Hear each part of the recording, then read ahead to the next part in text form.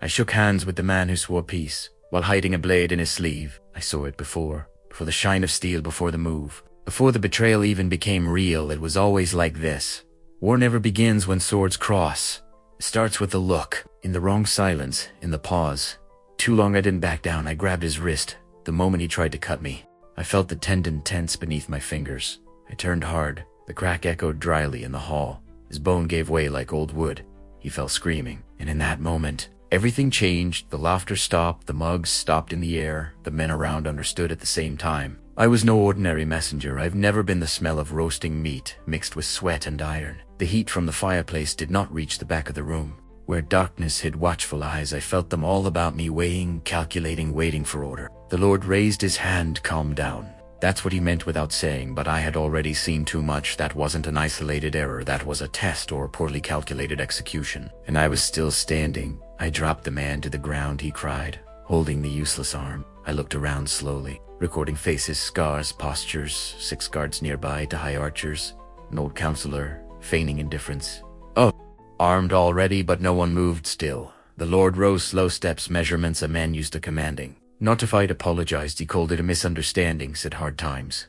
Make men impulsive, I heard, but I didn't respond right away, because my mind wasn't there anymore. She was in the snow that night, in the silence that came before the fire. I still smell it. Burning straw, burning flesh, people burning. I closed my eyes for a brief moment, and when I opened, I already knew nothing that was said there would change what I came to do. I wasn't sent just to negotiate, that's what they said. What they put in my hand, stamps, scrolls, beautiful words, but what I really carried was not visible, it was heavier. Oldest, most dangerous, the Lord asked me to sit down. I accepted, not out of respect, but by strategy. A standing man is a threat, a sitting man is underestimated, and I needed them to make mistakes. I sat at the table.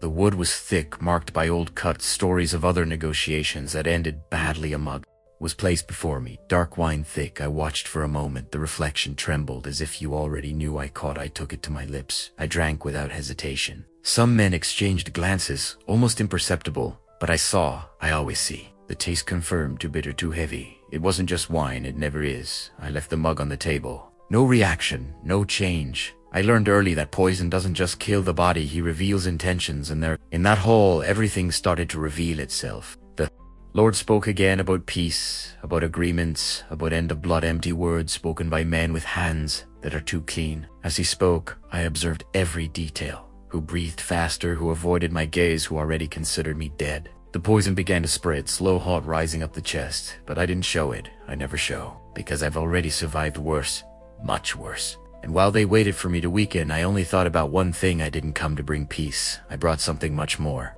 dangerous, and they still didn't understand that it was already too late. The bitter taste was still on my tongue as heat began to rise in my chest. Slow, treacherous, like everything in that place. I felt the poison spreading through my veins, but I didn't fight him. I let it come. I let them think. They were winning. The Lord continued speaking soft words, empty promises, peace between kingdoms, divided earth's forgotten blood. He spoke as if he could erase what was already done, as if fire leaves no marks, as if screams don't echo forever. I kept my eyes on him, but my attention was on everyone. The guard on the left was gripping his sword hilt too, tightly. Insecure, the archer above avoided looking at me, fear. The old counselor moved his fingers rhythmically, counting, waiting, everything there. Screamed one thing. They wanted me to die on that table. No fight, no noise, no witness.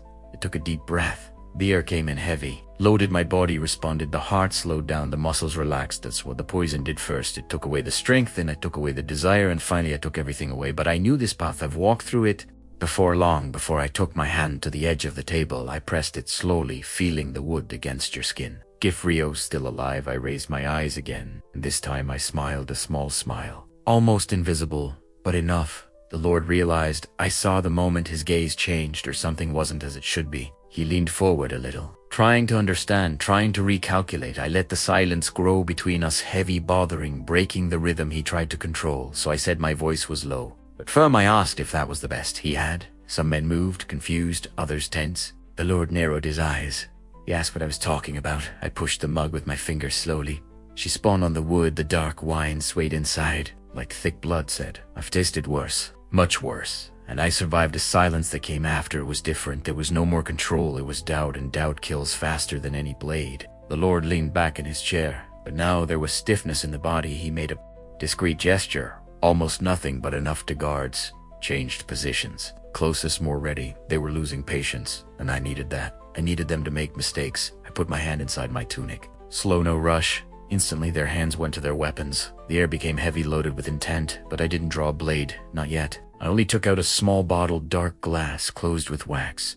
I placed it on the table. The sound was dry clean. It caught everyone's attention. The Lord looked at the object then. For me, suspicious, he asked what that was. I didn't respond right away. I just watched. I let the silence do the work. He signaled to one of the men. The god hesitated, I saw. Fear appeared before obedience, but he advanced. They always move forward. He took the bottle, hands slightly shaking.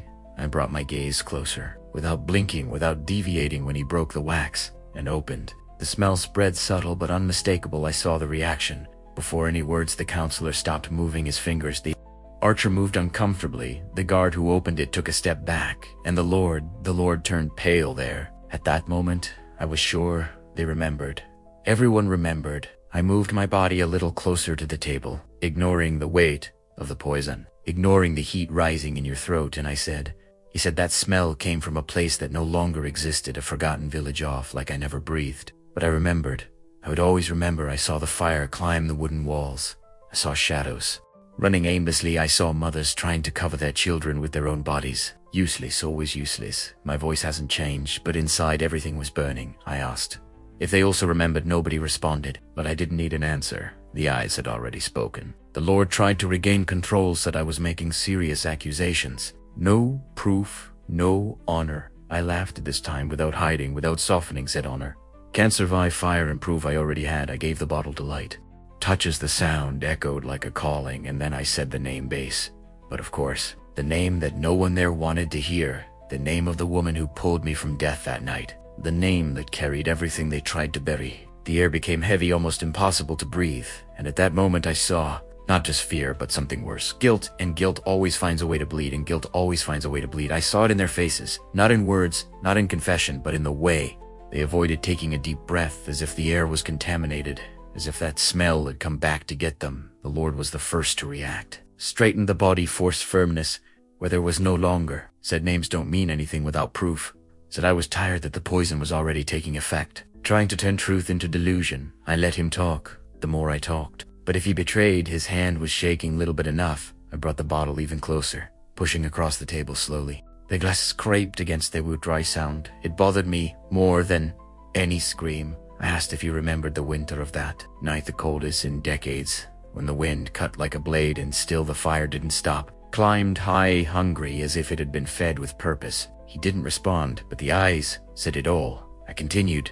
Said it wasn't a common attack. It wasn't loot. It wasn't a war. Between neighbors, it was order planned, executed without haste. No error. They knew exactly who to kill, who to shut up, who to delete. The counselor tried to intervene, said it was absurd that no noble house would step so deep. I turned my gaze to him. Slow, and I asked if he had ever smelled burning hair. He was silent, and that was enough. The poison advanced inside me. I felt it now at my fingertips. A slight tingling. The vision began to weigh on the edges, but it was still too little. It was still controllable.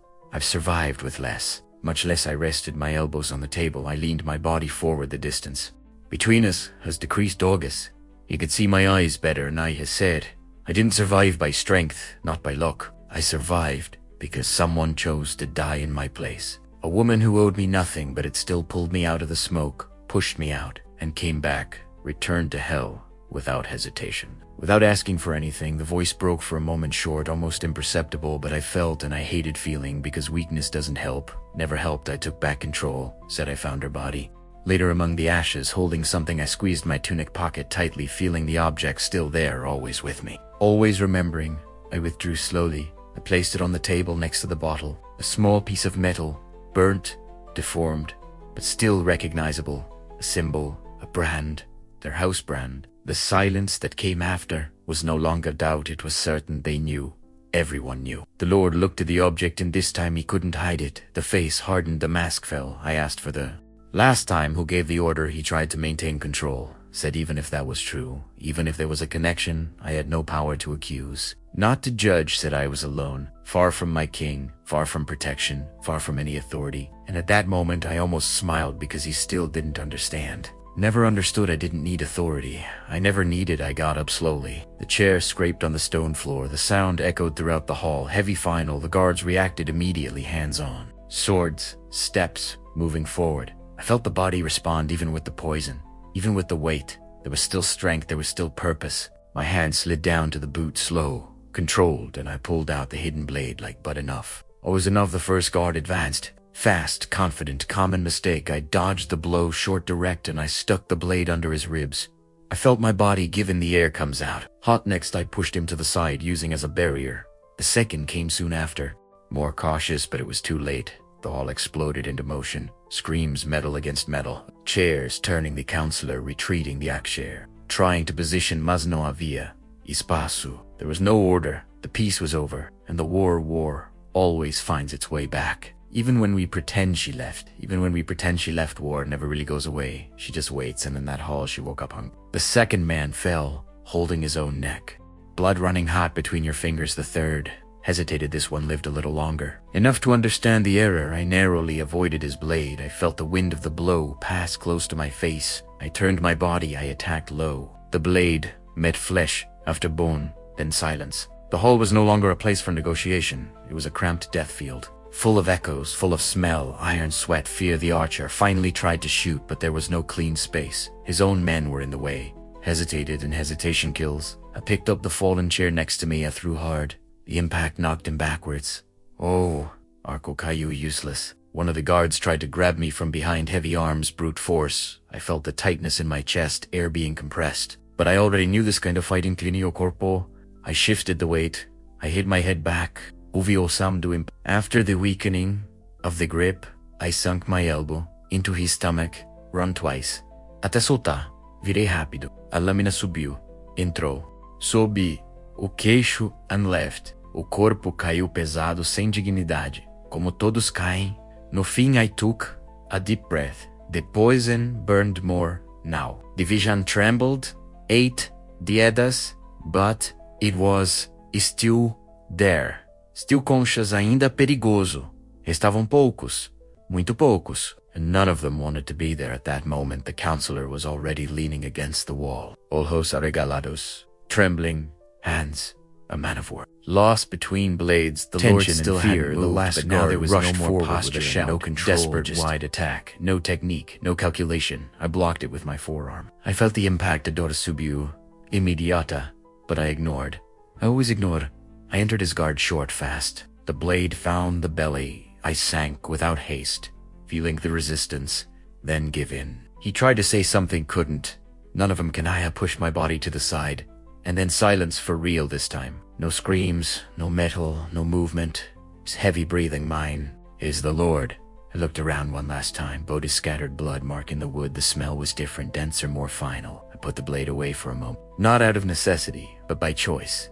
I wanted to look at him without rushing, no distraction. I walked to where he was. Every heavy step, but firm he doesn't have. I'm running away, didn't try to fight, I knew it wouldn't help. Your eyes followed me now, without a mask. No politics, no lie. Just a man faced with his own consequence. It looked smaller. Less important how they all seem in the end. I knelt before him, staying at the same height so that he saw everything. No distance, no protection. I asked again. Kamo gave the order. He swallowed dry. He looked around as if there was still someone to save him, but there was no, just the two of us, and what was left of that night.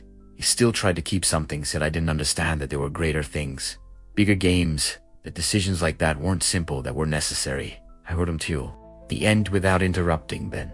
I brought my hand closer to the open wound on his side. I pressed slowly. No rush, the pain came quickly.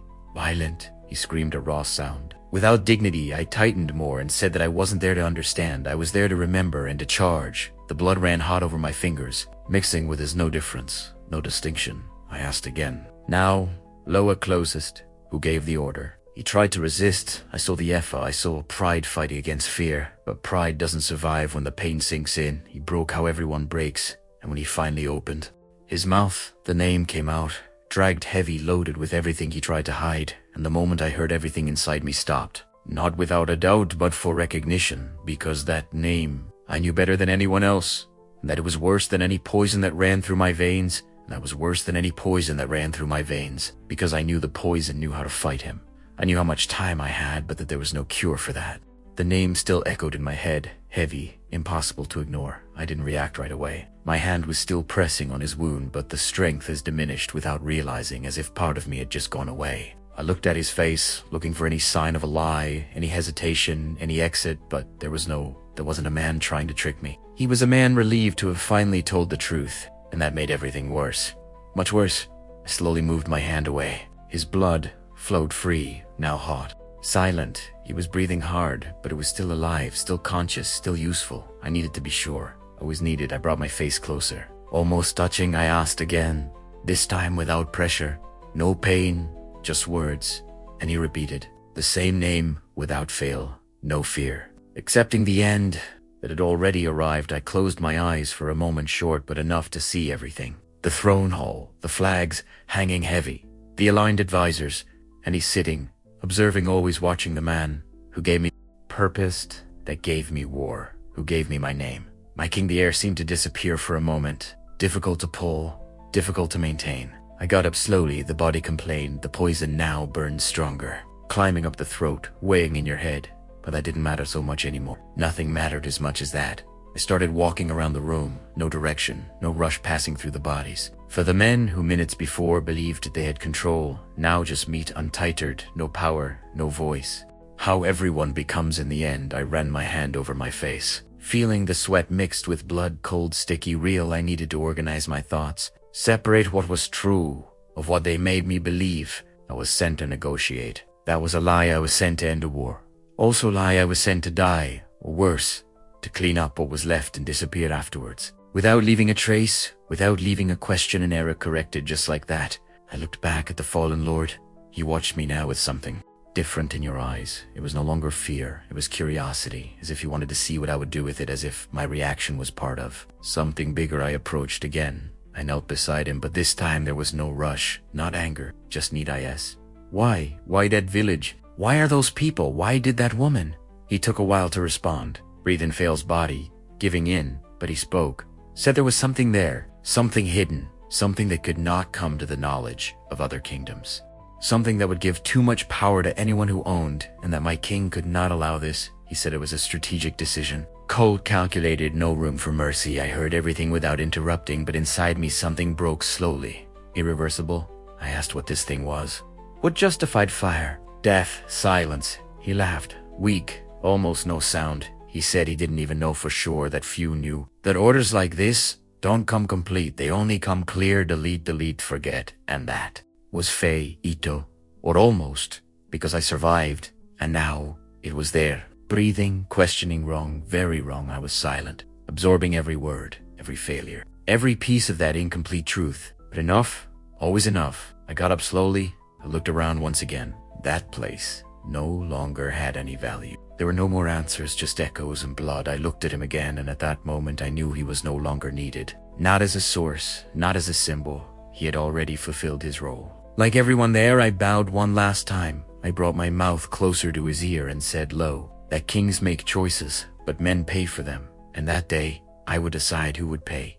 I sank the blade without haste. Direct, clean, without hesitation. His body reacted, then he gave in. The last breath came out. Hot, weak, and then nothing. I released the blade. I let my body fall completely, and I got up. Silence returned. But now, it was different. Deeper, heavier. Because now I didn't just carry the war, I carried the truth, and she pointed to one place. The throne, and to the man I swore to serve. The man who now needed to fall, not for revenge, but because there was nothing else that could be done other than that. Not for revenge, but because there was nothing else that could be done other than that. I stood still for a moment, the body still warm at my feet, the silent hall, heavy as if the walls were listening, as if they kept everything but walls. Don't talk. Men speak and men lie. I ran my hand over the blade. I wiped the excess blood off the clothes of one of the dead. Automatic movement. Old, learned long before I understood why the poison still flowed. But it was no longer the biggest threat. My mind was slower, denser. As if every thought needed to go through mud. Still clear enough to clear. I walked to the table. Again, the bottle was still there, untouched, silent, as if waiting. I took it carefully. I looked at the dark glass, that smell. Carried everything. Memory, pain, proof, and now direction. I kept it inside my tunic. Close to the chest where I could feel, where I wouldn't forget. Never again. I leaned on the table for a moment. I took a deep breath. The air came in heavy, but it helped. Always helps. Even when it seems like it doesn't, I looked around for the last time. There was nothing else there, nothing that mattered, nothing that still breathed with purpose. That place was dead even before I arrived. I just finished the job. I walked to the door. I pushed slowly. The wood creaked too loud for the silence that existed, but there was no one else to listen. The hallway was empty, cold, lit only by dim torches. The flame trembled, as if you knew how it felt. My footsteps echoed on the stone, firm but heavy. The body began to charge with every movement, with every breath. The poison did its work, but not fast enough. Never. Fast enough, I went down the stairs without rushing, holding onto the handrail at times. Not out of weakness, but by calculation of fall. There would be the end, and I still had a lot to do. A lot to understand, lots to finish. The few servants who crossed my path looked away, head down, absolute silence. They knew always, know even when they don't see. The smell delivers, the sound delivers, the absence of life gives away. I crossed the courtyard. Night had already completely fallen. Hit the face, cutting alive, unlike the dead air inside. I stopped for a moment. I let the wind play carry some of the weight, but it didn't take, never takes. Just remember that I'm still here. Still breathing, still walking, still loading. My horse was where I left it, property, as if I was also waiting. I approached. I ran my hand around his neck, feeling the heat, the life's simple things, but they still held me back. I went up slowly. The body responded with pain, but bearable, always bearable. I held the reins. I looked at the castle one last time. Tall towers, silent, imposing, but empty now. No command, no direction, no future. I turned the horse without hesitation. There was no more reason to stay. The path was now different, much clearer, much more dangerous. I started riding, constant rhythm, no rush, but without pause. The road stretched dark ahead, lit only by the faint moon, and for the certainty that grew inside me. Every step took me closer, deeper, closer to the complete truth. And she had a face, a voice, a throne. The memories began to come stronger with the movement, the royal hall, the training days, the battles won in his name, orders never questioned, blind trust. Everything built with care, with intention now. Everything is broken, piece by piece, lie for lie. I wasn't chosen, wasn't loyal, it wasn't like that at all. I was useful, and useful men are discarded when they are no longer needed. Simple, direct, how everything should be. But I was still here, breathing, thinking, and that was their mistake. The biggest mistake, the only mistake that mattered. The road continued long, cold, silent, but inside me there was no more silence. The war was still there, but now I had direction. It had a name. I had destiny, and for the first time it wasn't an order, it was choice, my choice, and I wouldn't go back to need. I would come back to close everything at once, leaving nothing behind. How it should have been from the beginning. How it should have been from the beginning. No lies, no hidden orders, no fire, putting out what shouldn't be touched. The horse kept pace. Constant, steady.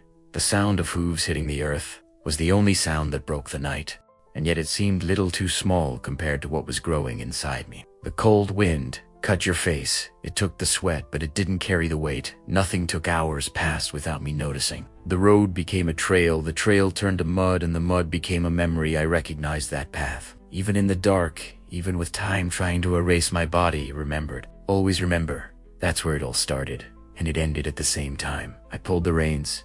I slowed down the horse.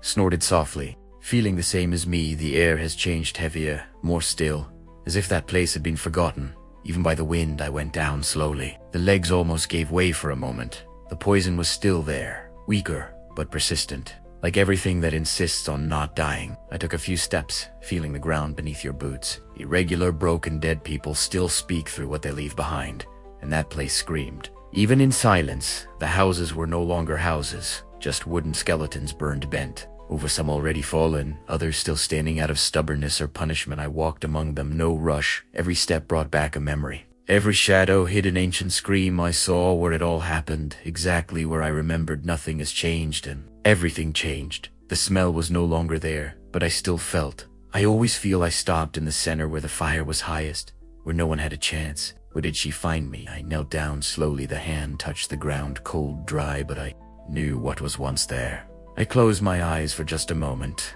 and she came back, not as picture, but as a feeling, the strength with which she pulled me. The despair that wasn't for her but for me, to push, the scream, and then nothing. I opened my eyes, slow, controlled. There was no more room for that. Not now, just purpose. Just true. I got up, I looked around once again, and then I realized something that wasn't there before, something that was not part of the memory. Footprints, recent, few, but clear. Someone was. Thereafter, much later, too recent to be forgotten. I lowered it slowly, looked better, deep. They weren't peasants, not even a common loot. They were from someone trained, someone who knew where to step but not enough to leave no trace. I continued with my gaze. They led behind one of the burned structures, one of the few places still partially standing. I approached in silence. The hand already close to the blade, the attentive body even tired, even poisoned, still ready, always ready. I pushed what was left of the door slowly. It gave way with a low creak. The inside was dark but not empty. There was movement, small contained breathing. Someone was there. I took a step, then another, the vision adjusting, and then I saw a man leaning against the wall. Injured, short breath, watchful eyes. He tried to achieve something, but he stopped when he saw me. Recognized what I was not for the face, but by the way, by posture for what I carried. I didn't speak right away. I just watched he. Also, the silence between us was different, loaded, but not hostile, not yet. I got a little closer, slow, no direct threat, but without letting your guard down.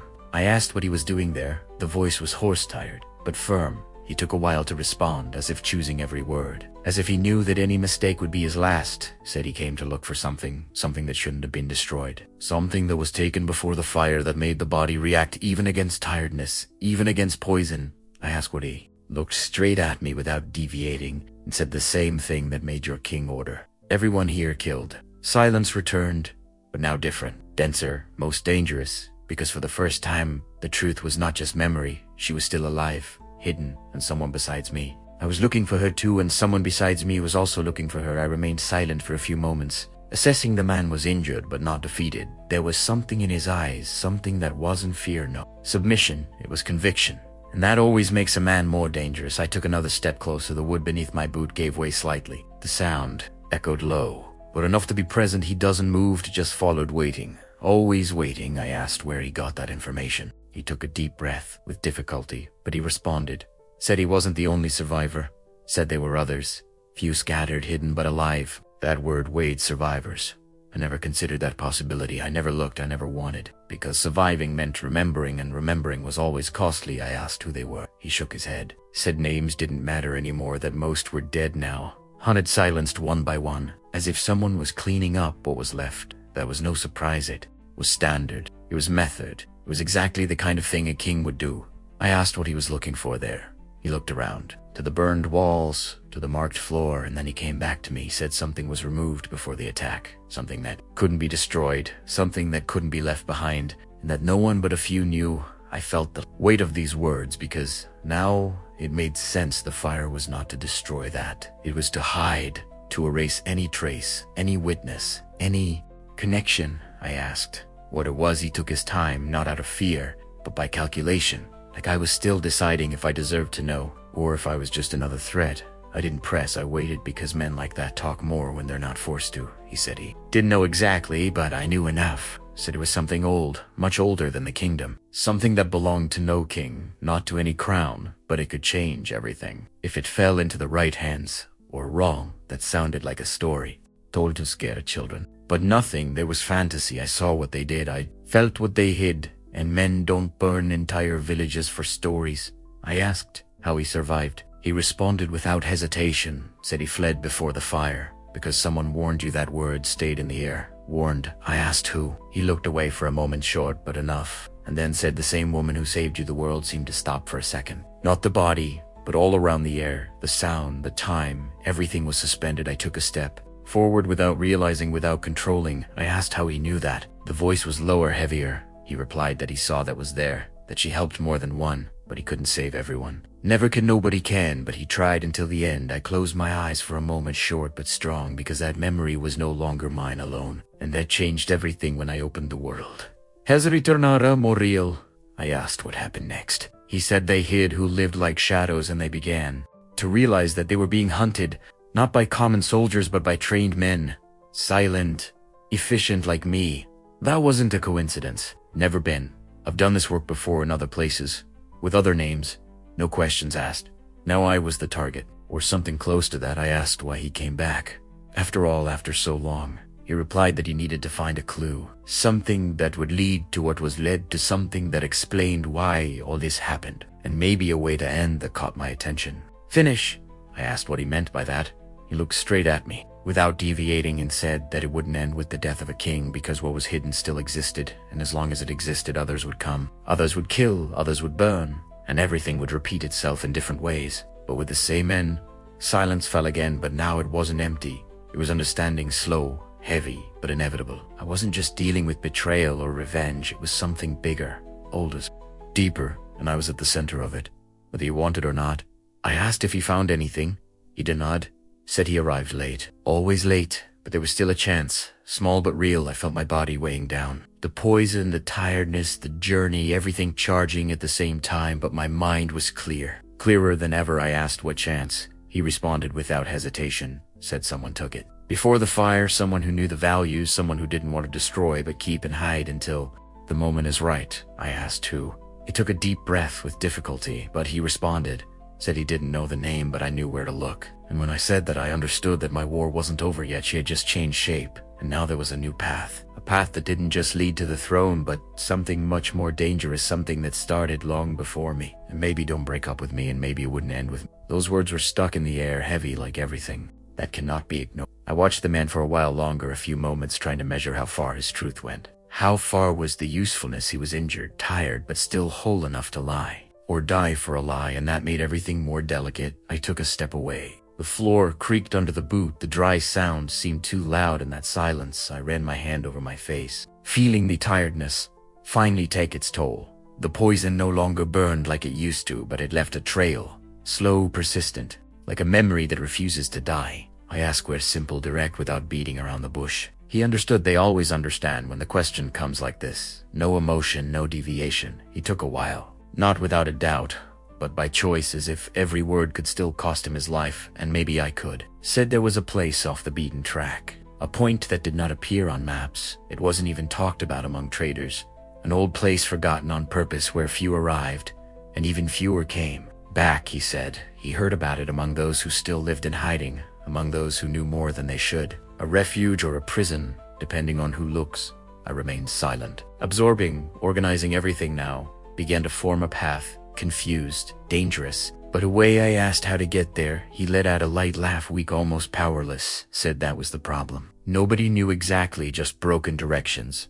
Incomplete clues, memory fragments, as if the place itself wanted to remain hidden, or as if someone made a point of it. That didn't surprise me. If something was important enough to kill an entire village, it would also be important enough to disappeared from the world. I asked him why he thought I would go there. He looked at me carefully, more than before, as if you were finally seeing me. Not as a threat, but as something useful. Said I was already involved, far beyond any choice. Said I'd already crossed a line that allows no return, and that deep down I knew that I didn't respond because he was right. From the moment I heard that name, there was no turning back. The road had already been chosen. Even if I pretended otherwise, I got closer again. Closer now. I looked straight into his eyes. I asked what he wanted in return, because there's always something. Always. He hesitated for the first real time. The eyes looked away. Breathing failed for a moment, and then he came back. Heavier, more sincere. Said he wanted it to end, that no one else would need to run away. I, dying without understanding, said he didn't want power, not gold, no revenge. Just end. I heard without interrupting, and for the first time in a long time, it didn't sound like a lie. Sounded like someone tired of surviving, and that I understood better than anything. I sat down slowly, not as a deal, but as recognition. Because at that moment, our paths are no longer opposites, and they started pointing to the same place. Even if for different reasons. I looked around once again. That structure had nothing else to offer, no new answers, just what has already been said and what still needed to be done. I looked back at him. I asked if he could walk. He tried to move the body, responded with pain, but he responded. Said yes, even if it wasn't completely true, but enough, always enough. I reached out my hand. He looked for a second, as if that was weird, as if you weren't used to it, but accepted. I held tight. I pulled slowly. He got up with difficulty, but he stood unstable, but alive, and that was enough. We'd leave the structure. The night was still there. Cold, silent, but now different, less empty. The horse was waiting for me. As always, patient without questioning, I approached. I adjusted the saddle. Then I looked at him, said he'd go up first, and he would come after. No discussion without delay. He agreed. I climbed up with effort. The body complained, but ignored. Always ignored. I reached out again. He climbed with difficulty, but he managed, stayed behind. Without talking, without asking how it should be, I held the reins. I looked at the village. Once again, or what was left of it, nothing has changed, and everything was about to change. I turned the horse. Without hesitation, without looking back again, and I started to ride the road. It was no longer about going back, not even about revenge. It was about finding and finish. What started that night, before the fire, before the war before me. And as we moved through the darkness, I knew this time I wasn't following orders. I was creating their end. I was creating their end. The horse advanced through the darkness, as if it too knew there was no return. The man behind me remained silent, controlled breathing, holding tight, no questions asked. As someone who already understands that certain answers charge more than they are worth. The road stopped stir. After some time it became just uneven land, stone root shadows. We continued, guided by fragments, broken directions, memories that weren't mine, but now they had become the cold, increased, the wind changed. The air became drier, thinner, as if we were climbing without realizing, and maybe we were time-stopped. Mattering horizo, Judeus. Hard to say when we stopped for the first time. The sun was no longer in the same place, but it didn't look new either. Nothing seemed new. We go down. The body responded with pain, strong, direct. The poison was still there, weak, but persistent. Like everything that didn't end, right, he also went down, almost fell, but it remained, leaned against a rock, taking a deep breath. Looking around como si procurasse algo or confirme, asked if we were close. He took his time, observando o terreno, the formations, the brands, and then he nodded, said the place doesn't show itself from far away, that he needs to be found and not seen. That made sense. Everything was done so as not to be found. We continue on foot, slower, more attentive. Every measured step, each sound evaluated. The silence there was not empty. It was full, dense, as if carrying something how to keep. And then I saw first as a shadow. Then how structures old, hidden between rocks. Almost part of them, as if they had been swallowed by time or built for it. There were no flags, no visible guards, nenhum sinal de vida. But there was presence. I felt even before any movement. Before any sound, I stopped. I raised my hand. He stopped too, without questioning. I watched for a few more seconds, and then I advanced, no hiding, without disguising. If there was someone there, I already knew we were coming. We entered through a narrow opening, stone upon stone frio. The sound of footsteps changed low echo. Controlled the inside, was dark, but not completely. There was light weak coming from distant torches. Someone kept it alive. We follow narrow corridor, natural curves, mixed with precise cuts. This wasn't just shelter, it was construction planned ancient. We have reached a greater open. An excavated hall, high, solid, and empty, or almost in the center. A stone structure, like an altar or table, and about her, something covered dark cloth, heavy, stopped, as if waiting. I approached slowly, each step heavier than the last. The man behind me didn't speak, but I felt the tension, the fear, the expectation. It seemed like everything was leading to this, and maybe it would take. I reached out my hand. I held the fabric for a moment. I thought of everything in the fire, and the woman in name, and the king, and the lies and deaths. All that, everything. I took a deep breath, and I pulled. The curtain fell, revealing what was there. It wasn't gold, it wasn't a weapon, it was nothing an ordinary man would seek. It was smaller, simpler, but heavy in a different way. Box ancient, marked closed but not locked. I ran my hand over the surface, feeling the marks, the symbols unknown. Mas não aleatorios. It was older than any kingdom I've ever served. Opened slowly, no strength, no rush. The lid gave way with a dry sound, and inside there was only one object. A piece of metal, dark, irregular but alive, yes, alive. Pork pulsava, almost imperceptible but real. The man behind me approached, looked and was silent. No words came, not even his nemdimim, because there was nothing to say. Now it all made sense. Or maybe nothing would. The but run thing was clear.